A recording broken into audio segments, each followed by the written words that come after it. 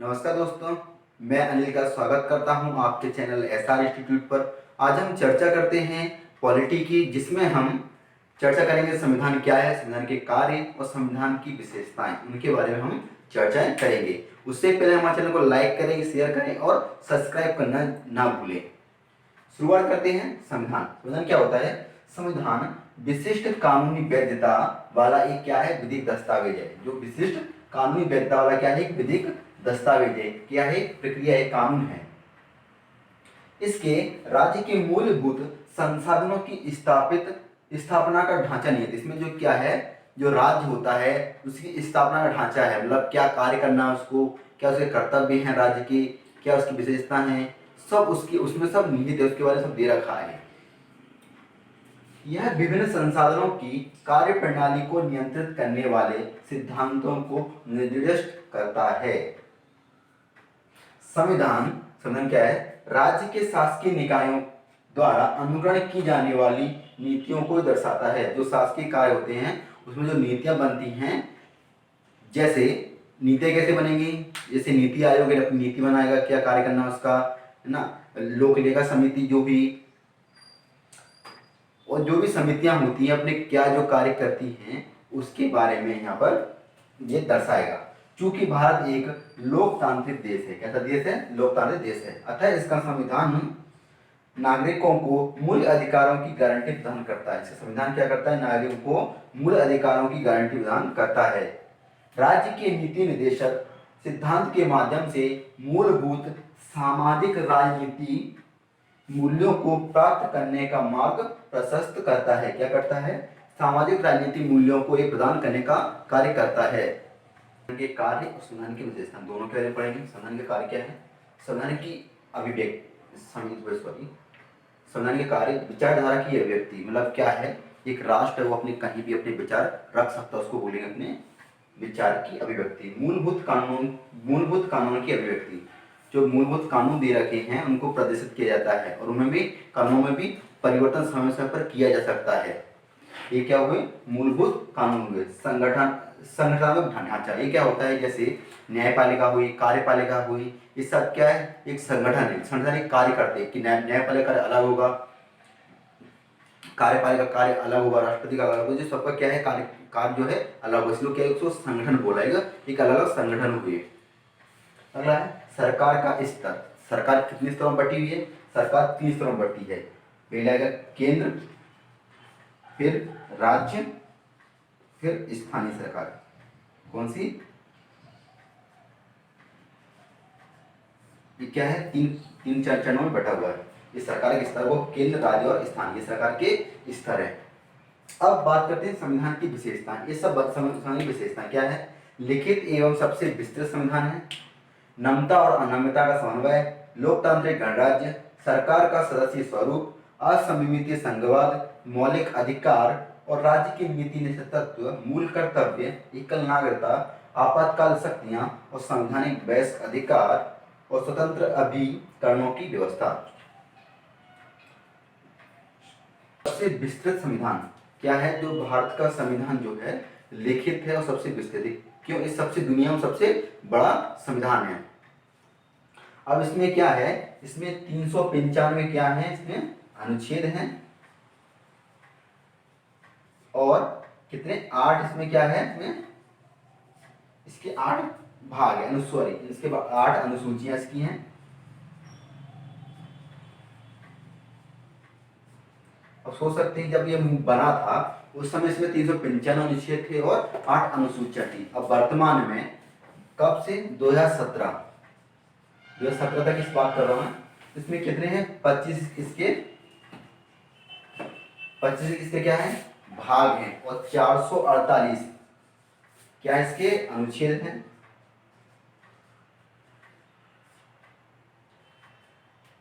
और 12 क्या इसकी अनुसूची है। अब ये कब की बात है? ये अप्रैल 2017 की बात है। अप्रैल 2017 में। अब ये डाटा कब का? डाटा पुराना डाटा है।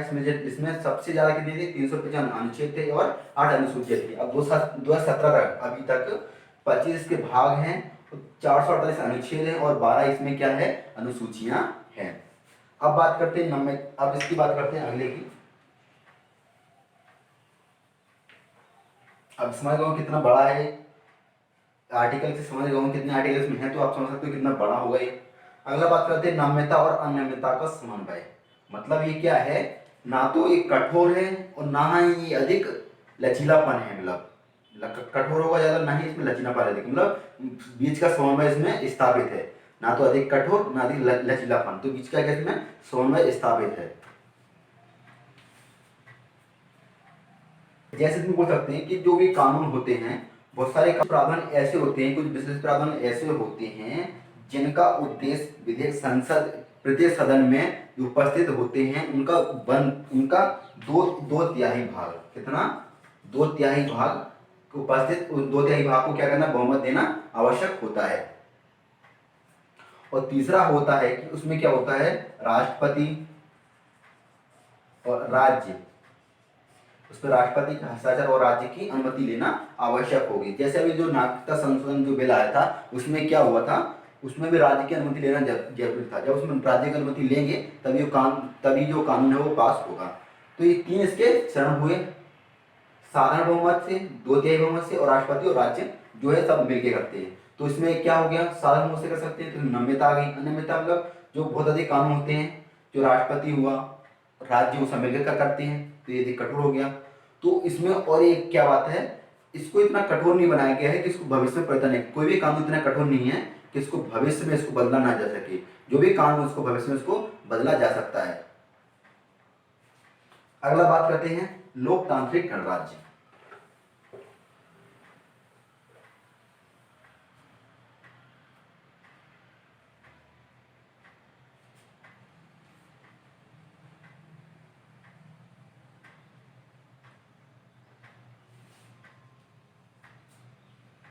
लोकतांत्रिक गणराज्य का मतलब होता है, भारत क्या है, एक संप्रभु राज्य है। संप्रभु राज्य तात्पर्य हुआ कि जो भी इसमें जो चुन के आते हैं नेता जो भी हुए, वो क्या है, वयस्क मताधिकार के द्वारा चुन के आते हैं। और उनका क्या होता है, फिक्स कार्यकाल होता है, चाहे वो राष्ट्रपति हो, चाहे वो विधायक हो, पार्षद हो, ये सब क्या है, इनका कार्यकाल, इनका समय इनका फिक्स है, कितने समय के लिए आना है, इससे ज्यादा समय के लिए नहीं। तो ये क्या है, लोकतांत्रिक गणराज्य है। और क्या है, वयस्क मताधिकार। अगला है सरकार का सदस्यीय स्वरूप, सरकार का संसदीय स्वरूप। इसमें क्या होता है, जो सरकार का प्रमुख कौन होगा, राष्ट्रपति होगा, परंतु वो क्या होगा, नाम मात्र का होगा। क्या होगा, नाम मात्र का होगा। उसमें क्या करना पड़ेगा, पहले एक नाम मात्र, उसमें केंद्रीय मंत्रिमंडल का गठन करना पड़ेगा विधायिका के द्वारा। और उसका प्रमुख कौन होगा, उसका प्रमुख होगा प्रधानमंत्री। उस जो भी कार्य होंगे क्या करेगा, सबसे पहले मंत्रिमंडल जो है उस कार्य पर चर्चा करेगा, फिर राष्ट्रपति के पास जाएगा। तो जो भी शक्तियां कहाँ पर निहित हैं, केंद्रीय मंत्रिमंडल में निहित हैं।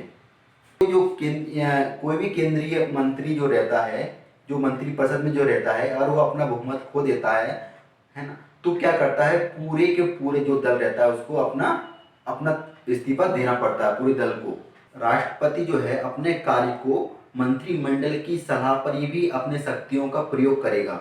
जो भी मंत्रिमंडल है उसको जो सलाह देंगे, जो भी कार्य उसके ही द्वारा अपनी शक्तियों का प्रयोग वो कर सकता है।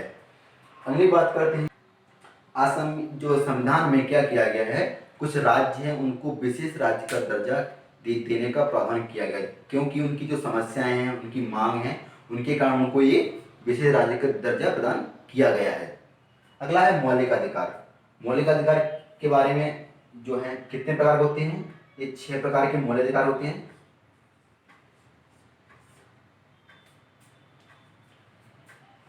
समानता का अधिकार,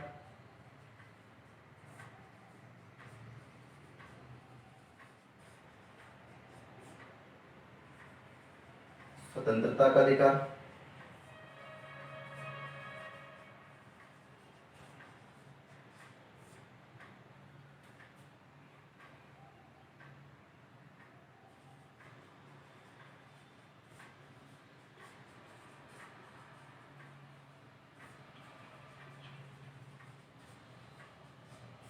शोषण के विरुद्ध अधिकार और धार्मिक धार्मिक स्वतंत्रता का अधिकार और सांस्कृतिक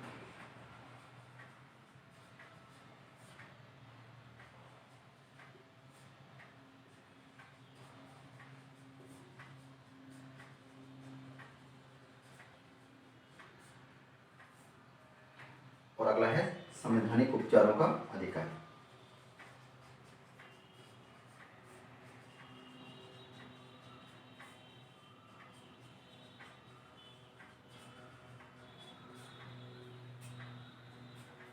समानता का अधिकार, स्वतंत्रता का अधिकार, शोषण विरोध अधिकार, धार्मिक स्वतंत्रता का अधिकार, सांस्कृतिक एवं शिक्षा का अधिकार और संवैधानिक उपचारों का अधिकार। ये क्या है? मौलिक अधिकार हो गए। अब बात करते हैं राज्य की नीति निर्देशक तत्व।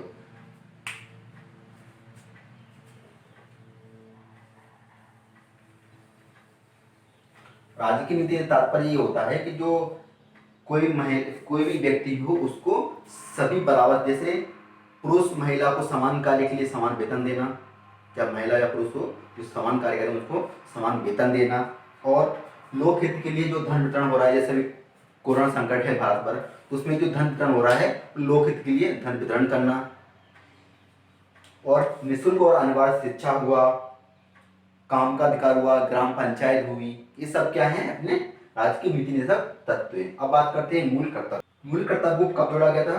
मूल कर्तव्य 42वें संविधान संशोधन द्वारा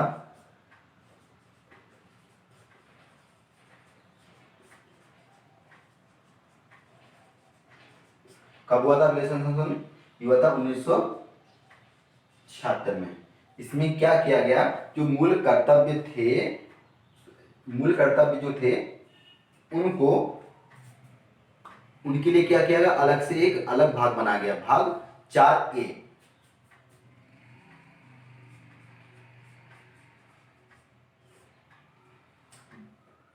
जो मूल कर्तव्य क्या किया इनको? 42 संविधान संशोधन 1976 के द्वारा क्या किया? भाग 4A को अलग करके मूल कर्तव्य बनाया गया। किससे अलग किया गया? राज्य की नीति निर्देशक तत्व से अलग कर इसको अलग किए गए। अगला है एकल नागरिकता। एकल नागरिकता मतलब तात्पर्य हुआ कि भारत में सिर्फ एक ही नागरिकता है, मतलब इसका तात्पर्य हुआ कि केंद्र सरकार और राज्य सरकार जो है यहाँ पर एक ही नागरिकता है। जैसे अमेरिका में दोहरी नागरिकता प्रावधान है, वहां पर आपको केंद्र में अलग लेना पड़ेगा और राज्य में अलग नागरिकता लेनी पड़ेगी। तो अमेरिका में क्या है? दोहरी नागरिकता है, भारत में एकल नागरिकता, मतलब आपको एक ही नागरिकता लेनी पड़ेगी। सॉरी, यहाँ पर क्या एक ही नागरिकता है, जो कहां पर मान्य होगी? दोनों जगह मान्य होती है। अगली है आपातकालीन शक्तियां।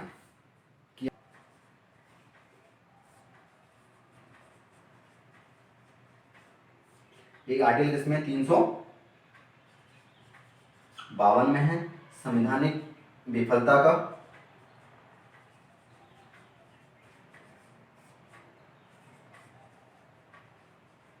- 356 में है, और वित्तीय आपातकाल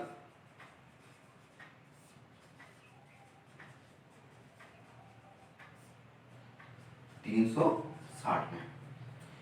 ये सब जो ये तीनों जो आपातकाल हैं ये राष्ट्रपति में निहित हैं, और राष्ट्रीय आपातकाल 352, संवैधानिक विफलता 356 और वित्तीय आपातकाल 360 में ये आर्टिकल दे रखे हैं। अब संवैधानिक बहस का अधिकार। तो संवैधानिक बहस का अधिकार जो है कि जो पहले आयु क्या थी? पहले 21 वर्ष जो थी वो मताधिकार की आयु थी, मतलब मत देने का अधिकार कब था? 21 वर्ष था। इसको संशोधन करके, इसको संशोधन कब किया गया था? इसको संशोधन किया गया था 61वें संविधान संशोधन द्वारा।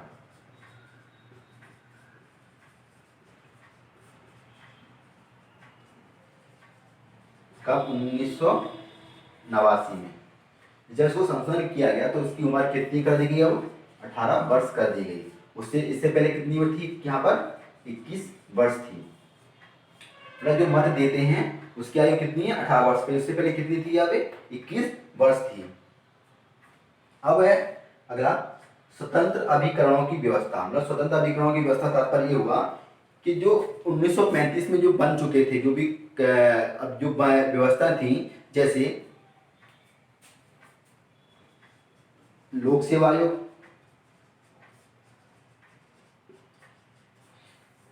लोक सेवा आयोग हुआ, ये क्या है? पहले आ चुका था। दूसरा था निर्वाचन आयोग,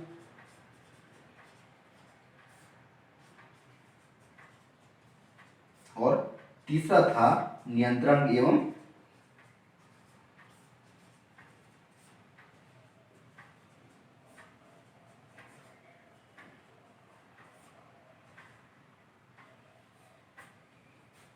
स्वतंत्र अभिकरणों की व्यवस्था क्या थी? लोक सेवा आयोग, निर्वाचन आयोग और नियंत्रण नियंत्रण एवं महालेखा परीक्षक। ये क्या है? स्वतंत्र अभिकरण, इनको स्वतंत्र कर दिया गया बिल्कुल, ये अपने हिसाब से कार्य करेंगे। जैसे लोक सेवा आयोग क्या कार्य करता है? लोक सेवा आयोग क्या करता है? जो अभ्यर्थी होते हैं उनकी परीक्षा को आयोजन करना और उनकी नियुक्ति करना उच्च पदों पर।